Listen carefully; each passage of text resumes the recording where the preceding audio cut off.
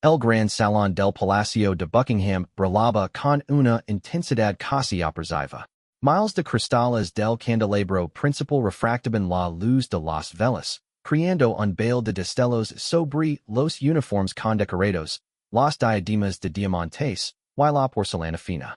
Era una cena de gala en honor a la firma de un tratado internacional crucial, y el air, pesado con el aroma de lirios y perfume caro, vibraba con el murmullo contenido de 200 invitados de alto rango, dignitarios, embajadores, miembros veteranos de la familia real y una selecta representación de la nobleza.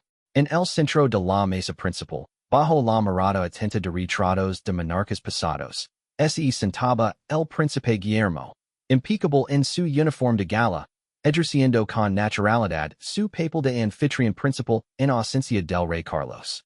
A su lado, Catalina, deslumbrante en un vestido de noche color zafiro, mantenía una conversación animada pero mellida con el presidente de turno a su derecha. Pero los ojos de muchos, discretamente, se desviaban hacia el miembro más joven de la familia en la mesa, el príncipe Jorge, de 9 años, sentado entre sus padres. El niño, abrumado por el esplendor y la solemnidad del evento, parecía una miniatura de etiqueta, su postura recta y su expresión seria un reflejo del entrenamiento recibido. Sin embargo, bajo la superficie, una batalla interna se libraba. El peso de las expectativas, el zumbido constante de las conversaciones en idiomas que no terminaba de comprender, el destello interminable de los flashes de los fotógrafos oficiales antes del banquete y, sobre todo, la sensación opresiva de estar siendo observado por cientos de ojos, comenzaban a hacer mella. Su plato, una obra de arte culinaria con delicadas flores comestibles y reducciones en espiral, apenas había sido tocado. Cada movimiento suyo, cada sorbo de agua, parecía amplificado. Un serviente, con guantes blancos inmaculados, se inclinó para llenar su copa de cristal talado con más agua. El suave glug-glug del líquido cando, en el silencio relativo de su entorno inmediato sonó para Jorge como una cascada. Un sudor frío le recorrió la nuca. La cena progresaba hacia su cuarto plato. Fue entonces cuando el canciller de un país europeo, sentado a 2 puestos de Jorge, se levantó para pronunciar un brindis improvisado. Su voz, potente y cargada de emoción, resonó en el alto techo, exigiendo silencio total. Todos los murmullos cesaron. Todos los ojos se clavaron en él.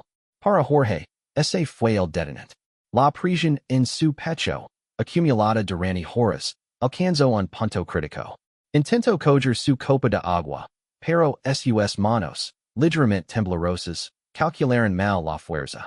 El fino cristal, cargado de agua hasta el borde, se volcó con un sonido atronador en el contexto de silencio. El agua fría se derramó como una mini cascada sobre el mantel de hilo, empapando inmediatamente los documentos ceremoniales que estaban frente a él, salpicando la manga de la chaqueta de gala de su padre y formando un charco que amenazaba con alcanzar el regazo de Catalina. Un silencio absoluto, más denso que el interior, cayó sobre el salón. 200 pairs de ojos se abrieron con incredulidad. El canciller, desconcertado, se detuvo a mitad de frase. El sonido del cristal rodando por la mesa y cayendo al suelo, donde se hizo añicos con un último crash, fue el único que rompió el hechizo. Jorge se quedó petrificado, la cara blanca como la porcelana de su plato, los ojos vidriosos, viendo el desastre que sus propias manos habían causado. No era solo un accidente infantil. En ese escenario, bajo esa mirada colectiva, fue percibido como una ruptura catastrófica del protocolo, un insulto involuntario pero tangible a la solemnidad del evento. Catalina, instintivamente, puso una mano sobre el charco de agua, como si pudiera contenerlo, mientras su rostro, entrenado para la imperturbabilidad, mostraba un destello de pánico maternal. Un page se abalanzó desde su puesto contra la pared con una servileta, pero su movimiento solo pareció amplificar la sensación de caos. El príncipe Guillermo, sin embargo, no se movió. Su expresión ese indicio por una fracción de segundo, no con ira, sino con una rápida evaluación de la situación. Vio el horror en los ojos de su hijo, la tensión en la mandíbula de su esposa, la onda de choque de incomodidad que recorría la mesa principal. Sabía que los siguientes segundos serían cruciales, no solo para el tratado, sino para su hijo. El tiempo pareció detenerse en el gran salón. El charco de agua se extendía como un mapa de la humiliación sobre el impecable mantel blanco. Los papeles importantes, ahora manchados y translúcidos, parecían gritar la magnitud del error. Jorge seguía inmóvil, su pequeño cuerpo rígido, respirando entrecortadamente, al borde de las lágrimas pero demasiado adorado para dejarlas flor. El protocolo real, ese ente invisible pero omnipresent, dictaba una reacción. Un serviente limpiando discretamente, una sonrisa forzada, seguir adelante como si nada hubiera pasado. Pero el incidente había sido demasiado ruidoso, demasiado público, demasiado simbólico. El canciller, en de pie, tosio incómodo, sin saber si retomar su brindis o sentarse. Los invitados intercambiaban miradas cargadas de significado, algunos con lastima, otros con un ápice de disfrute y el desacato involuntario, el hieratismo real, y otros simplemente turbados. Catalina fue la primera en moverse, rompiendo el hechizo de parálisis. Con un gesto sereno que contrastaba con la tormenta en sus ojos, tomó la servileta de lino que el page le ofrecía y comenzó a presionarla sobre los documentos, intentando salvar lo insalvable. No te preocupes, cariño, susurró a Jorge, pero su voz, por baja que fuera, sonó estridente en el silencio. El niño ni siquiera parpadeó. La mirada fija en el desastre frente a él. Fue entonces cuando el príncipe Guillermo actuó, no con un gesto grandilocuente, sino con una calma deliberada que atrayó todas las miradas hacia él. En lugar de llamar a más servientes o pretender ignorar lo sucedido, se giró ligeramente, en su silla hacia su hijo. Su movimiento fue pausado, natural. Con su propia servileta, comenzó a ayudar a Catalina a contener el agua, pero su atención no estaba en el charco, sino en el niño. Jorge, dijo su voz, firme pero no dura, audible para los inmediatos pero no proyectada para el salón. El niño no respondió. Jorge, repitió, esta vez con un tono que no admitía desatención. El pequeño príncipe desvió lentamente la mirada del agua hacia los ojos azules y serenos de su padre. Lo que Jorge vio allí no fue decepción ni enfado, sino una concentración intensa, un ancla en medio del caos. Guillermo no sonrió, pero su expresión se suavizó.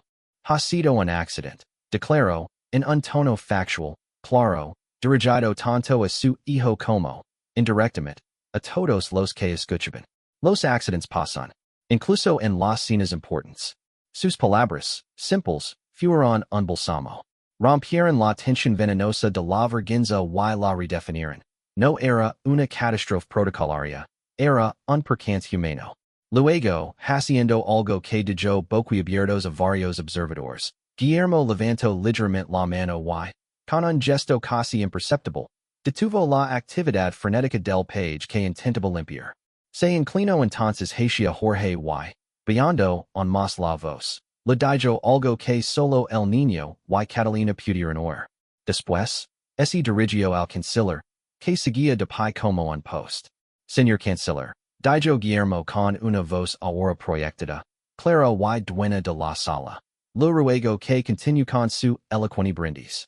Mi hijo y yo vamos a inspeccionar los daños de primera mano, y le aseguro que sus palabras no se perderán. Fue un movimiento maestro.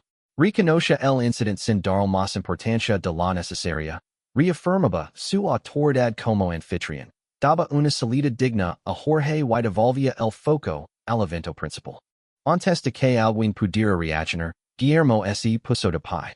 Luego, con una naturalidad pasmosa, extendió su mano no hacia un ayudante, sino hacia su hijo. La mano de Guillermo, grande y segura, permaneció extendida frente a Jorge, una oferta silenciosa más que una orden. Por un instante, El Niño Moro esa mano como si fuera un salvavidas en un mar agitado. Luego, con un titubio que conmovió a los pocos que lo percibieron, Jorge deslizó su pequeña mano dentro de la de su padre. El contacto pareció devolver un ápice de vida. Guillermo no tiró de él. Espero a que Jorge se pusiera de pie por sus propios medios, aunque fuera con torpeza, evitando el charco de agua. Una vez de pie, el príncipe heredero no se apresuró hacia una salida lateral, como muchos esperaban. En cambio, se dirigió con Jorge, caminando a un paso deliberadamente pausado, hacia el canciller. Al pasar frente a él, Guillermo lo inclinó levemente la cabeza, un gesto de respeto y disculpa simultáneo, que el canciller, visiblemente aliviado, devolvió con una profunda inclinación. Juntos, padre y hijo abandonaron el brillo de la mesa principal. Sus espaldas, una ancha y recta en el uniforme, la otra pequeña y on temblorosa en el diminuto esmaquin, se alejaron por el pasillo central del gran salón. El sonido de sus pasos sobre el mármol fue el único que rompió el nuevo silencio, un silencio ahora cargado de curiosidad y no de shock. Los invitados los vieron salir por la gran puerta doble, que un ujier abrió justo a tiempo. Una vez fuera, en la galería larga y menos iluminada, alejados de las miradas inquisitivas, Guillermo no soltó la mano de su hijo. Bajo la vista hacia él, ¿estás bien? Preguntó, su voz ahora libre de la necesidad de proyectar. Jorge asintió, pero un celoso contenido lo sacudió los hombres. Las lágrimas, contenidas con tanto esfuerzo, empezaron a brotar. Lo siento, papa, musculo, su voz quebrada por la emoción. Lo he estrepido todo. Guillermo se detuvo. Se agachó hasta quedar a la altura del niño, un gesto raro y poderoso que igualaba sus posiciones. No, Jorge, dijo, poniendo su otra mano en el hombro del pequeño. No has estrepido nada que no se pueda arreglar. Los papeles se pueden volver a imprimir. El mantel se puede lavar. Lo que importa es cómo manejamos estos momentos. Miró a los ojos a su hijo. ¿Sabes? Tu abuelo, el rey, una vez le tiró encima un plato de sopa a un arzobispo cuando tenía más o menos tu edad. En público. La anécdota, probablemente exagerada, pero efectiva, hizo que Jorge abriera los ojos como platos. La cuestión no es no volcar nunca una copa, Jorge. La cuestión es aprender a disculparse con dignidad cuando sucede, y después seguir adelante sin dejar que eso te defina. En ese momento, un ayudante se acercó discretamente, pero Guillermo, sin siquiera levantar la vista, le hizo una señal para que se mantuviera a distancia. Este momento era suyo y de su hijo. Ahora, vamos a hacer dos cosas, continuó Guillermo, su tono práctico pero suave. Primero, vas a limpiar la cara. Y luego, vamos a volver ali dentro. Jorge retrocedió, un nuevo miedo asomando a sus ojos. ¿Volver, ahora? Sí, ahora mismo, afirmó Guillermo con una calma inquebrantable. ¿Por qué here sería dar más importancia de la que tiene? ¿Y por qué un futuro rey debe aprender a enfrentar las consecuencias de sus actos, incluso los accidentales, con la frente en alto? No era un castigo, era una lección. Una lección brutalmente difícil, pero esencial. Guillermo sacó un pañuelo de lino de su bolsillo y se lo ofreció a Jorge. El niño se secó las mejillas, aspirando profundamente. Guillermo se puso de pie y, de nuevo, tomó su mano. Vamos. Respira conmigo. Y recuerda, estoy a tu lado. La reentrada fue un más impactante que la salida. La puerta del gran salón se abrió de nuevo, y la silueta del príncipe Guillermo, con el pequeño Jorge de la mano, apareció en el marco. El brindis había concluido, y un bajo murmullo había regresado a la sala, pero se extinguió de inmediato cuando todos volvieron a fijarse en ellos. El camino de regreso a la mesa principal parecía kilométrico. Jorge caminaba con la mirada baja al principio, pero la mano firme de su padre lo transmitía una fuerza tranquila. A mitad del pasillo, Guillermo aminoró el paso y susurró algo al oído del niño. Jorge asintió, lentamente, y levantó la barbilla. No con arrogancia, sino con un esfuerzo visible por recuperar la compostura. Al llegar a la mesa, el escenario había cambiado discretamente. El charco había desaparecido, sustituido por un mantel seco y limpio. Los papeles manchados habían sido retirados. Todo parecía en orden, pero la memoria del incidente palpitaba en el aire. Guillermo se detuvo frente a su silla, pero no se sentó. En cambio, posó sus manos sobre los hombres de Jorge, situándose detrás de él, una figura de apoyo y escudo a la vez. Luego, el príncipe heredero alzó ligeramente la voz, suficiente para ser oído por las mesas más cercanas, en un tono que era a la vez personal y protocolario. Señoras y señores, comenzó. Antes de que continuemos con esta magnífica velada, mi hijo Jorge dice decir unas palabras. Un nuevo silencio, expectante esta vez, cubrió la sala. Jorge se tensó bajo las manos de su padre, pero Guillermo le dio un suave y alentador apretón. El niño respiró hondo, tal como su padre lo había indicado fuera, y dirigió su mirada al canciller, que lo observaba con curiosidad. Señor canciller, dijo la vocecita de Jorge, clara aunque temblorosa. Le pido disculpas por haber interrumpido su brindis. Fue un accidente. Y le pido disculpas a todos los invitados por la interrupción. Las palabras, obviamente ensaiadas, pero pronunciadas con genuino esfuerzo y remordimiento, cayeron en la sala con un peso mayor que cualquier discurso diplomático. La sinceridad infantil desarmó por completo cualquier resquicio de incomodidad o juicio. El canciller, conmovido, se levantó de nuevo. Su Alteza Real, dijo, dirigiéndose a Jorge con una inclinación de cabeza. No hay de qué disculparse. Un brindis interrumpido por un caballero que pide perdón con tanto valor es un brindis que vale la pena recordar. Un susurro de aprobación, cálido esta vez, recorrió los comensales. Algunos asintieron. Una duquesa anciana sonrió con ternura. El momento de tensión protocolaria se había transformado, por la intervención serena de Guillermo y la valencia de Jorge, en un momento de humanidad compartida. Jorge, aliviado, permitió que una pequeña sonrisa asomara a sus labios. Guillermo, finalmente, asintió con satisfacción y guió a su hijo a su asiento. Antes de sentarse él mismo, intercambió una mirada con Catalina. En los ojos de su esposa había gratitud, admiración y un profundo alivio. El resto de la cena transcurrió con normalidad, pero la atmósfera había cambiado. Era más relajada, más auténtica. Jorge, liberado del peso de la vergüenza, logró comer un poco más y hasta respondió a una pregunta que lo hizo un embajador cercano. Guillermo había hecho más que gestionar una crisis.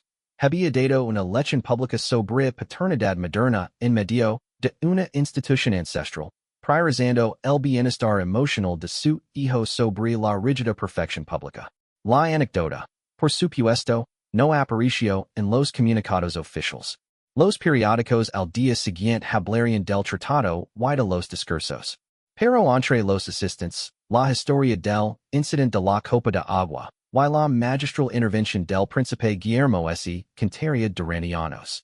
No como un escándalo, sino como el relato del día en que el futuro rey demostró que la verdadera fortaleza no está en la infalibilidad, sino en la gracia con la que uno se enfrenta a un pequeño, pero resonante, Caos en el banquete.